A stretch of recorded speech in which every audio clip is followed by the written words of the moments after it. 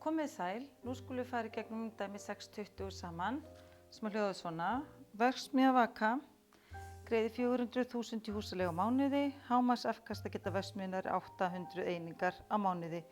Nú er það að setja upp töflu sem sýnir heildarkostnað verksmiðjunnar vegna húsaleigu við mismunandi framleiðslumagn.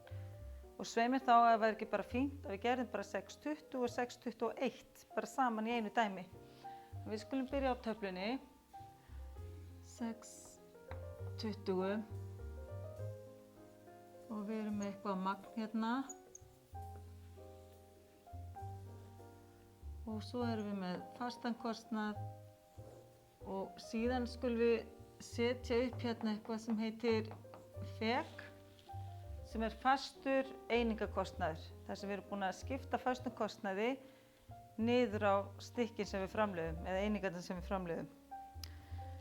Og þetta er miðað við 800 framleiðslueiningar á mánuði. Og við byrjum bara hérna 0, 100, 200, 300, 400, 500.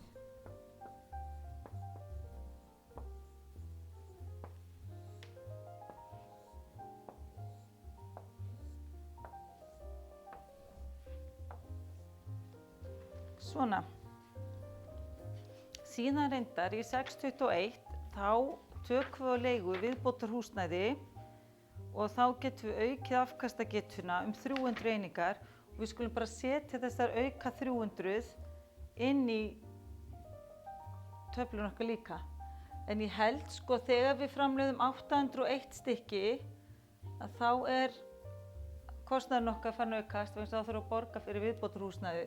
Þannig við skulum hafa hérna 801 eins og það sýnir okkur hvernig kostnaðurinn hoppar upp og svo 900, 1000 stykki og 1100 stykki.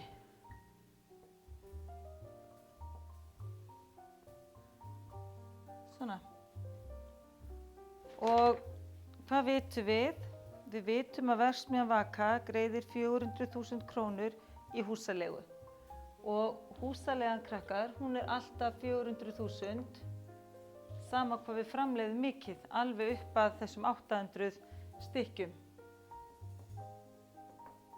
Þetta er alveg eins og þegar þið leigið ykkur íbúð eða herbergi, þið borgið vilt ekki eftir því hvað eru mikið heima, þið borgið bara eitthvað ákveða mánuði.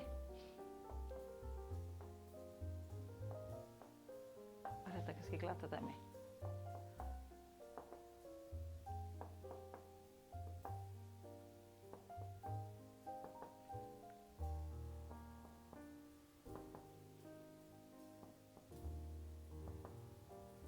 Svona. En síðan gerist eitthvað í dæmi 621. Nú tökum við á leigu viðbótarhúsnæði og hvað kostar það? Það kostar 200.000 krónur, þannig að þegar við erum að framleiða 801 stykki þá erum við ekki lengur að borga 400.000 kall í húsaleigu, heldur erum við að borga 600.000 hérna.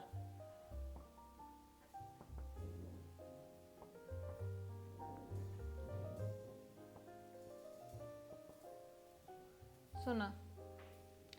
Þannig að þetta er húsaleigukostnaðurinn og núna ætlum við að skipta fastakostnaðinum niður á magni sem við framleiðum og það gerum við með því að gera FK deilt með magni.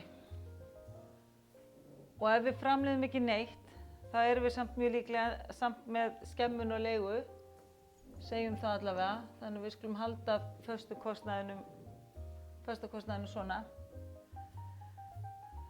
Og síðan deilum við 100 stykkjum upp í 400.000, þannig að við erum hérna komið með 4.000. Svo deilum við 200 stykkjum upp í 400.000, þá erum við komið 2.000 og svo framvegis. Og svo þegar þið klárið að reikna út af þessu, þá getum við farið að teikna línuritið. Og það hljómar svona.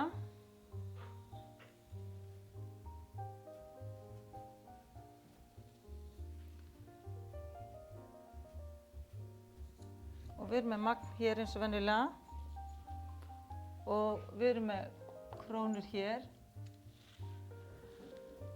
og Við þurfum að setja upp línurit sem að sýnir heildarkostnað verksmiðjunnar vegna húsaleigu við mismunandi framleiðslumagn. Og við látum magnið bara hlaupa á 100. En nei, ég lík því. Við náum ekkert að láta hlaupa á 100, ég með svo fáar rúður. Látum þetta hlaupa á 200. 200 stykki, 400, 600, 800 og 1000 og 1200 stykki, segjum það. Því við erum alveg upp í 1100.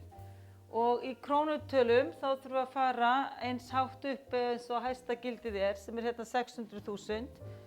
Þannig við segjum bara 100.000, 200.000, 300.000, 400.000, 500.000, 600.000 og 700.000 krónur. Þetta ætti að vera nóg. Og svo setjum við línu fyrir fastakostnaðinn. Og fastakostnaðurinn er alltaf eins, þannig að lína verður alveg lárétt. Þannig við erum hérna með fastakostnað upp í 800 stykki, þá er hann hérna 400.000 og hvað gerist þá?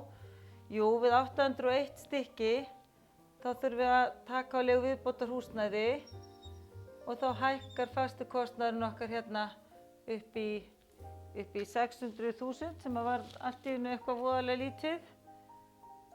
Svona, já, bara redda þessu. Svona og svo svona. Og síðan er spurningin, hvað kallast þessi kostnaður? Og ef þið skoðið lesbókin ykkar í 6. kafla, þá eru nokkrar myndir með föstum kostnaði og breytilegum kostnaði og útlistanir á því hvað er hvað. Þannig að þið ættu að geta fundið eitthvað sem líkist þessu.